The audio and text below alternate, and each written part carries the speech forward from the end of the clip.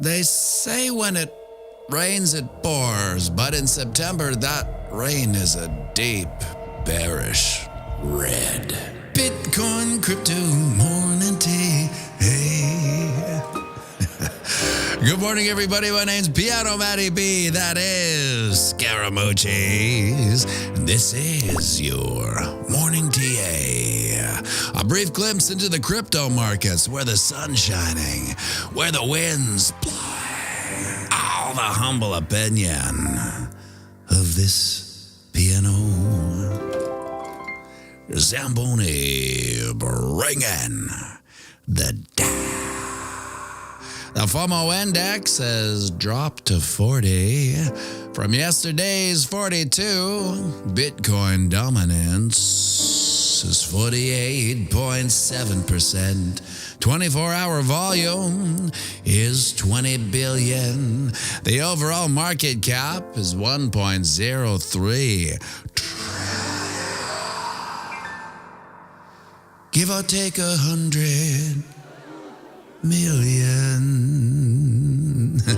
Well, the weekend came and went, and unlike its typical behavior during the throes of a bull market, Bitcoin price action essentially did nothing. But she did welcome an ton of bearish indicators for us to look at and cry our little eyes out. After comatosing within a $500 range, price action bottomed 25.5 and peaked out at 26K, planting us once again underneath all three moving averages and underneath our descending triangle. My heartbreakingly optimistic outlook would be to see price action break into our triangle at 25.9, continue up and retest its resistance line up at 26.5, but keep your papers on an old support level of 25.1 for a quick bearish how's your father if the market opens up red this morning. Now over on the ding dong, we have not one but two death crosses to bear witness to. The first being the 20 moving average crossing bearish over the 200, and the second being the 50 crossing bearish over the 200. And while it's raining bears and death crosses, we may as well throw in this no joke of a head and shoulders pattern we've been droning on and on about ad nauseum for weeks, which plays out to a 19.2. Let's not forget this little baby head and shoulders pattern that could play out to 24K, a level we've been droning on and on about ad nauseum for weeks. But there are some bullish patterns that are emerging. Oh, wait, sorry, there aren't. Quick look at the Wookiee. Says we did close the candle red for the fourth week in a row. A bearish feat we haven't seen since March 2022. And as far as bearish patterns go, I think that's about... Is that a data alert? Yes, it is. Oh, snap. Another bearish pattern. Yes, a cute little bear flag has popped up, and the price probability of this pattern is, and sing it with me now. Oh, you take the pull, you slide it all, the breakout point, and then we're all at 21K-ish. Shania Twain. And oh yeah, we're about to see another death cross as the 20 moving average is crossing bearish over the 200. Last time she did the death cross boogie back in September 2022, she put back 22% to the downside. And if we fractalize 22% from today's price, that would take us down to, oh snap, 21K-ish. That's the same place that Cute little bear flag takes us down too. Oh well. And with some heavy-hitting fundamentals coming out later this week, which we'll talk about on the live stream after this video. We could see some movement we've been yearning for, but will it be in the direction that we want?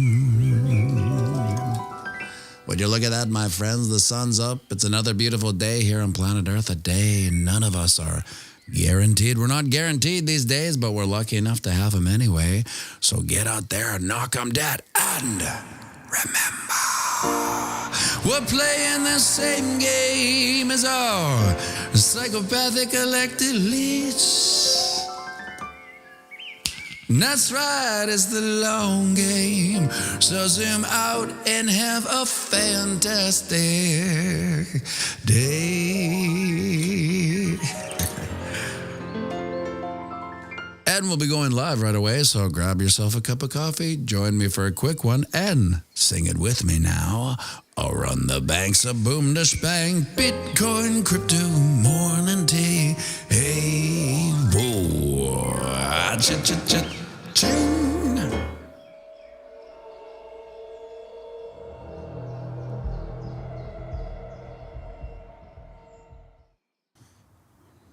It's raining bears and death crosses. It's raining bears and death crosses. Yes, what a bloody Monday morning. It just feels like, I remember thinking Friday it felt pretty red and bloody, but I feel like today, well, it's maybe twice as much. But I mean, the silver lining on that is that it's usually when everything is so dark and bearish, that's usually when it flips around.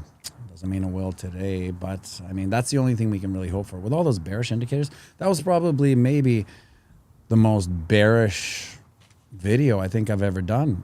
I actually said there was nothing bullish on the charts. Good morning, Armin Clark, Mad Faded Baby, Storm Chasing Video, pianomattyb, OG, Patrick Rushing, Troy and Dan Lucia, Richie Crow, Will Bread, Cresp Roland, Mark Stone, David Sony Music, pianomattyb, OG. Terry Rooster, Lob Sturg, joining us for the first time live. Welcome, Lob Sturg. JP, Kelly McBride, Squeaky McGee, Captain Swanky Pants, pianomattyb, OG, Dave Digital, Mario Kent, Any Easy, Bruce Mai, DJ Morgan, Derek Porter. Yes, Bruce Mai says there sounds like there's opportunities ahead for buying. Yeah, well, I mean, I'd be hard pressed to not say we haven't been pretty bearish for quite a long time now. And that feeds into the narrative of the next 6 months just,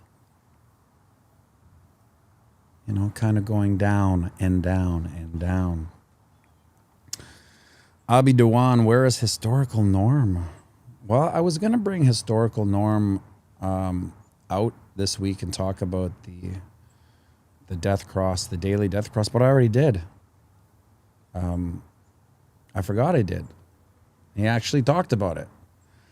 So sometimes that happens. Like I think I've made a historical norm video where he actually talked about the same thing, but it was just coming up again. But you never know. Usually a historical norm takes a day. Like I got to kind of write it out the day before, because it takes a whole lot of luck to get a video out in time with historical norm, because I have to yeah, that's Fibonacci in the window. Just that's his the window of despair that he looks out. It's like this. Another day alone in this house with this other cat named Rosario Mingo that everyone loves more than me. Oh well, I guess I'll go out and bite a bunny's head off, I suppose. That's what he's actually thinking in there. The little savage. Yeah, so not even a one bullish thing. Yeah, historical norm, that's right. Takes a while to make those videos, and because I run the Gauntlet,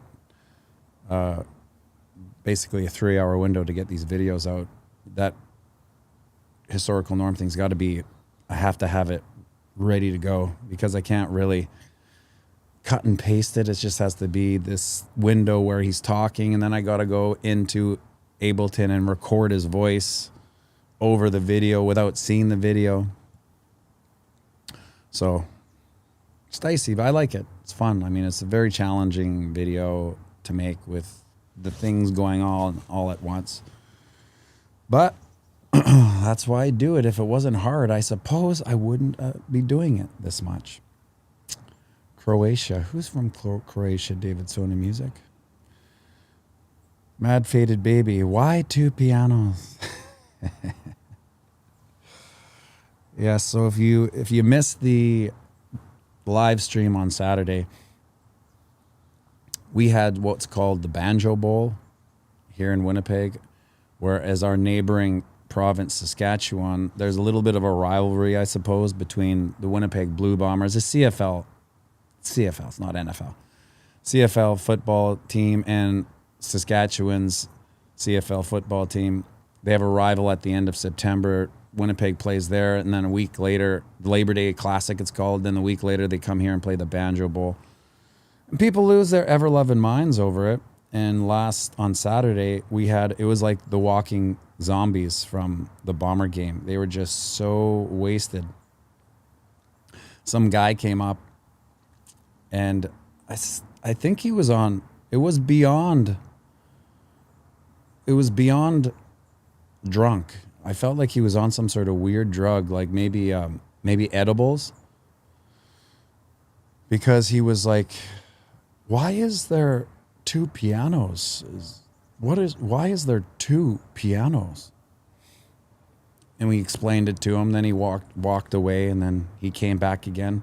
Right while I was playing People Are Strange, of all the things, of all the songs. And then I stopped and said, and I explained to him, it's dueling pianos because there's two pianos.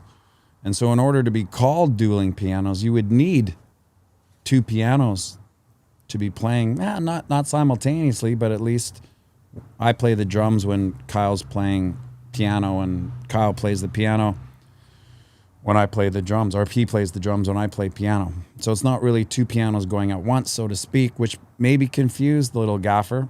Plus he was all hepped up on goofballs.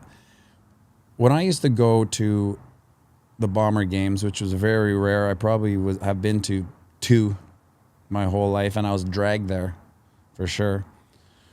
They have what we call Bomber beers. They're just beers that you would get at the wait in line like cows to the slaughterhouse for a beer. And for some reason, those beers just hit you hard. We call them Bomber beers. And so this guy was all hepped up on Bomber beers. He came up a third time too. And then him and his friends started dancing. And that's the interesting thing about that age group of males, is that they dance together. That's fine, I guess. But when I was that age, my friends and I didn't dance together. We didn't even dance really. There was one or two guys that we're friends with that would go and dance, but generally with girls.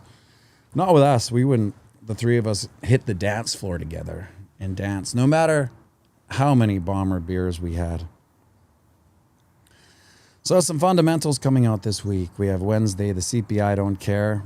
Normally, I don't think it matters, but this is the year anniversary of basically nothing burgers coming out of CPI and FOMC meetings. And this being the last one before this September FOMC, I think it has a little more meaning. However, I still feel it's baked in. What are we, 25.7? We're just kind of coasting along here. Thursday, we have the PPI, Producers Price Index, which is like, what did I call it before? The adult table at the Thanksgiving dinner. CPI is the kids' table. It's the fudge numbers. You know, let's just take oil and gas out of there and throw Rubik's Cubes in there, make it even out. PPI is basically the cost of doing business for manufacturing and the business as a whole. So that's kind of like the macro indicator of inflation. It's a bigger deal. And that'll be the last one before the FOMC meeting on the 20th. Dave Digital says, I'm a dance floor junkie. Boys, girls, don't matter. Let's dance. Yeah, I hear you. I like the solo dude dancers that just kind of mosey their way around the dance floor. Quick story about dancing. Lobster, over 80 people watching, only 40 likes. Come on, smash the like. Well, I guess, Lobster, you have to figure that only 40 people like the video, I suppose.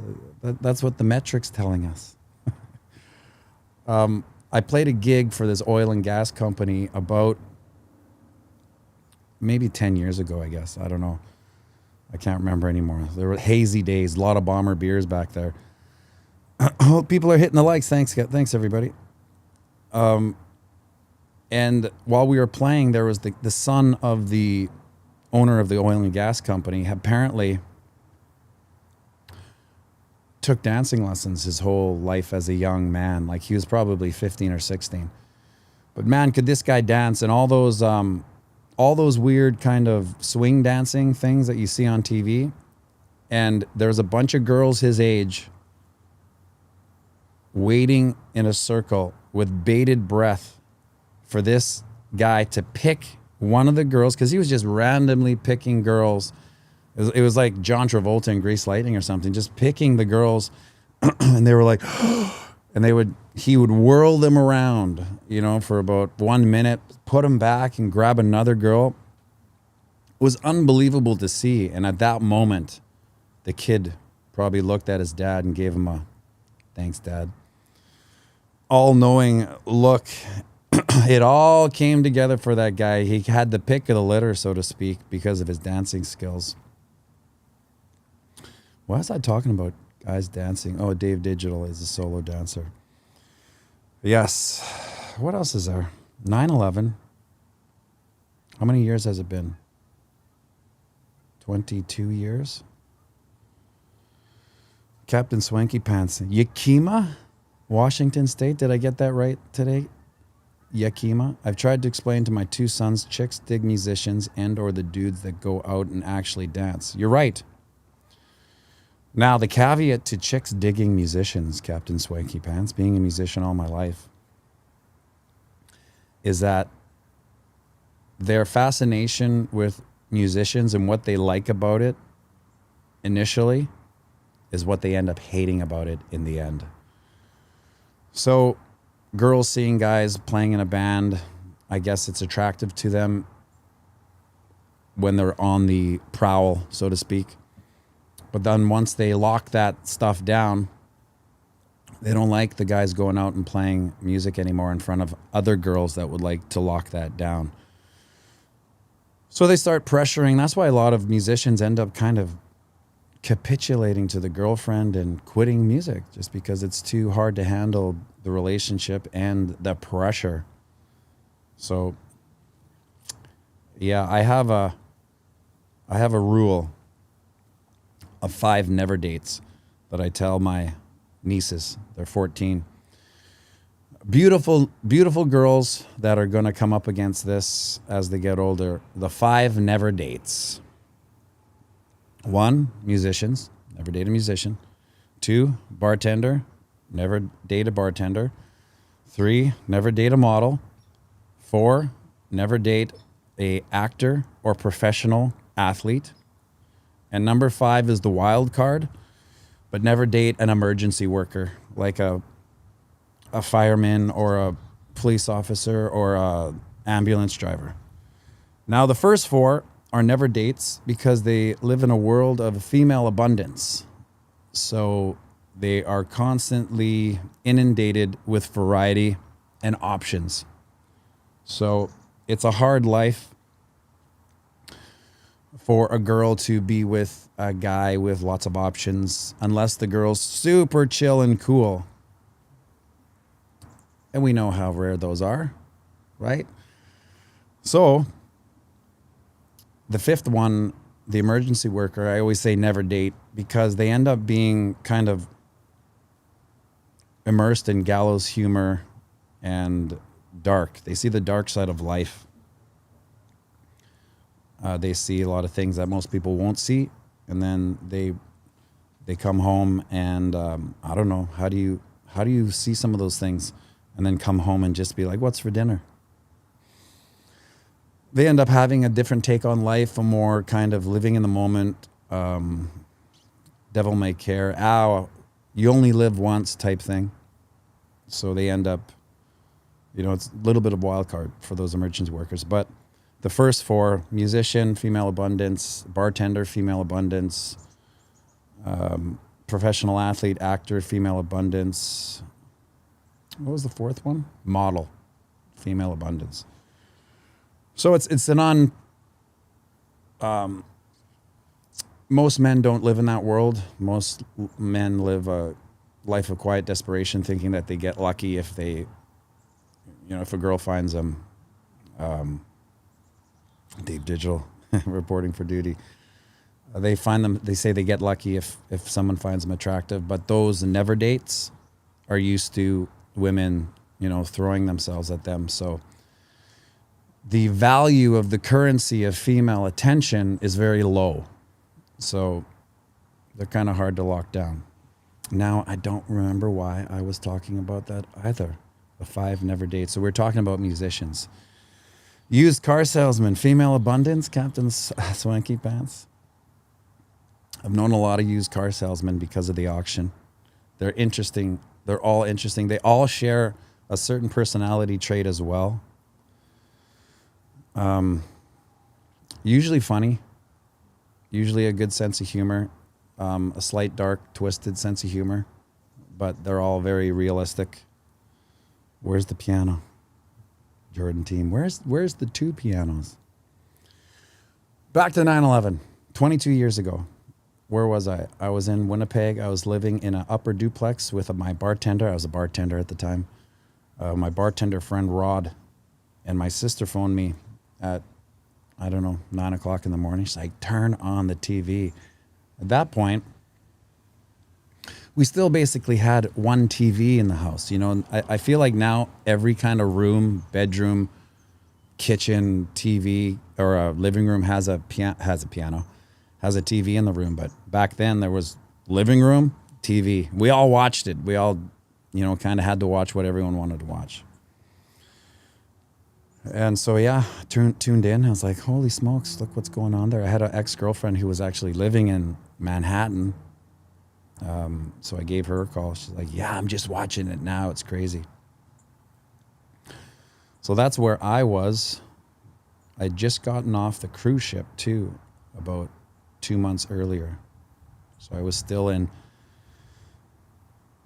a cash world, spending all my money I made playing in casinos down in Antigua and Santa Lucia and Bahamas and Barbados. That's all I do. The last half of the cruise ship, I just go and gamble before. But here's why I came back with money. I would never gamble to win tons. I would gamble to win my money back. So if I went to the beach, had a couple of Bahama Mamas, took a cab, maybe a burger, and it cost me $50 or something like that, well, I would just go to the casino before I got on the boat again, and I would make $50. And as soon as I did, that was it. Boom, I was gone.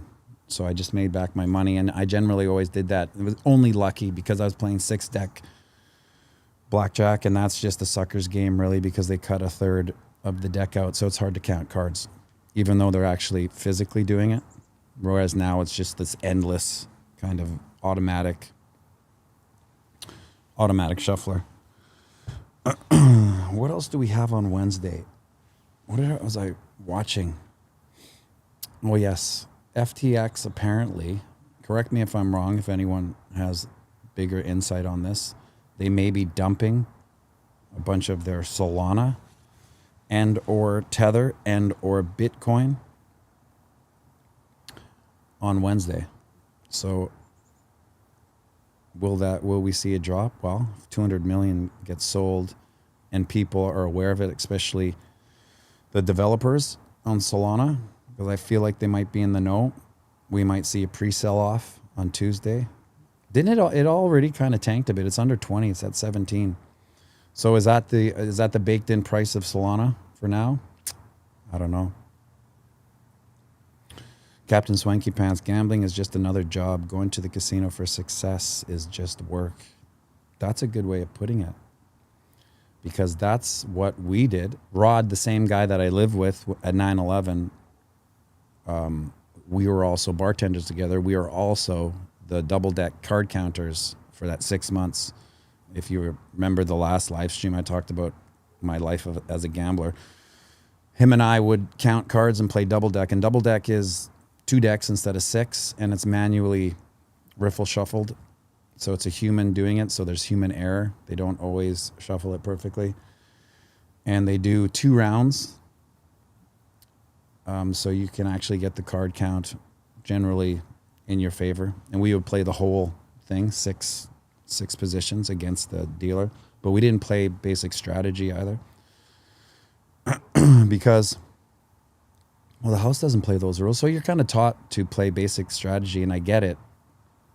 To a certain point, if you're playing with a whole table and everyone's playing basic strategy, it kind of brings the odds into this floating 51-49%. But the house never plays basic strategy. They hit and stay on different things. So we would just hit and stay on different things based on the count, assuming there's 10. So we didn't want to, take the 10 if it was going to bust the dealer. So we were really kind of not playing basic strategy. Terry Rooster says it already tanked because of that other FTX advisor going guilty. Mm-hmm. Well, I also saw that SBF might have been taken into the Department of Justice, which means he could be flipping on some Tether stuff. That's just speculation. Who knows? Maybe he has no power to flip on them anymore. Mad Faded Baby, your gambling stories are great. Well, thanks. It was a weird part of my life. And I'll end with this last gambling story. We had a boiler room duplex, Rod and I. Again, we moved to another house, a bigger house. We were making a little more money playing, so we rented a bigger house. And so we decided to have a boiler room because I bought a blackjack table and we stuck it in the basement, and we had karaoke parties up top with free booze. So they were quite successful parties. People would come, and if they weren't into gambling, they would just do karaoke all day, all night. But really, we were just there to get people to play blackjack. And we kept our minimums close to our maximums. And in any casino that's going to make a lot of money, you keep your minimums close to your maximums. So for instance, $5.25 means if you lose a bunch, you can't go, oh, well, slap down 200 and make it all back. So we kept it close to $5.25, but we made one fatal error. We got my friend to deal.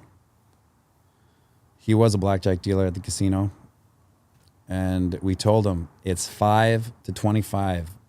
Do not let the maximums go up.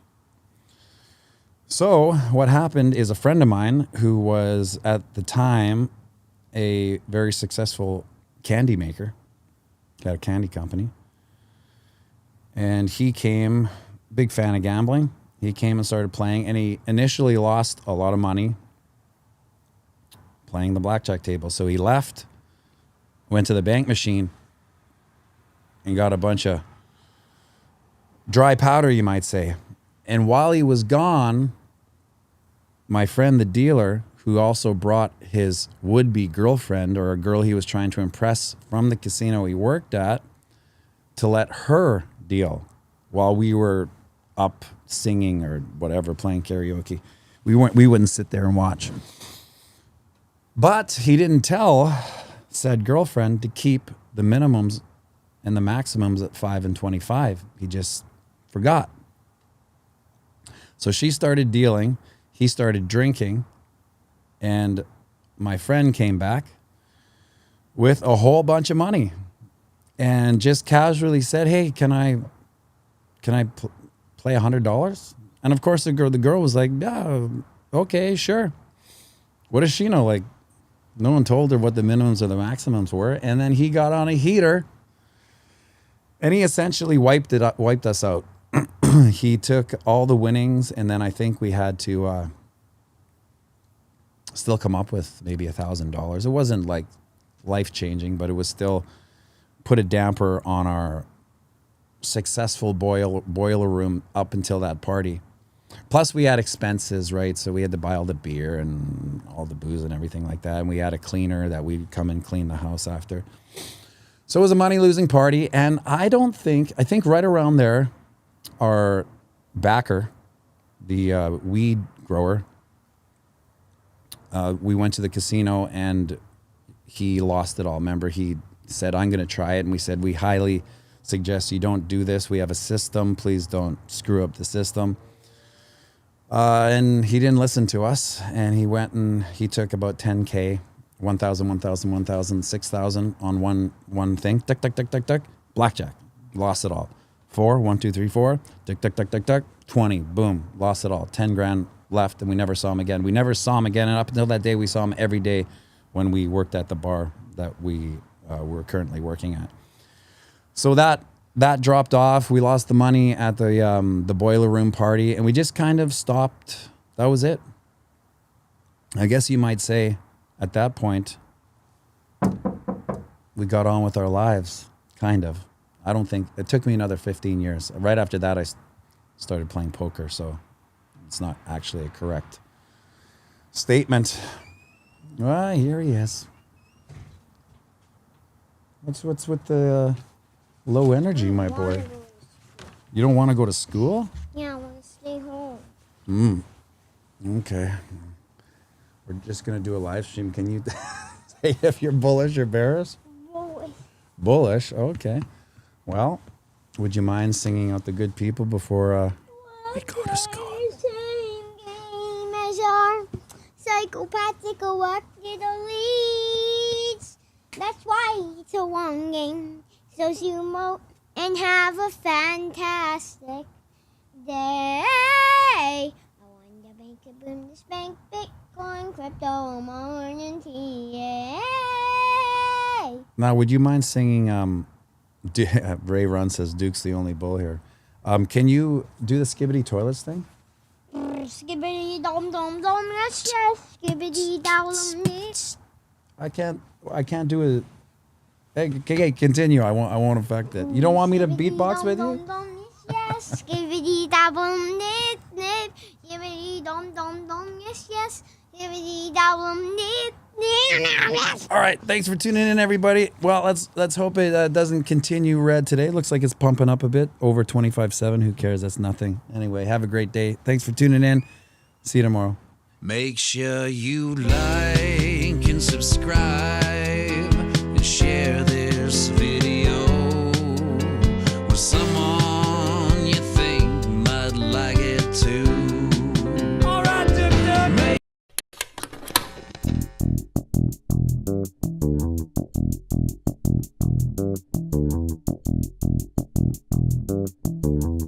Yo, Jim, where you at?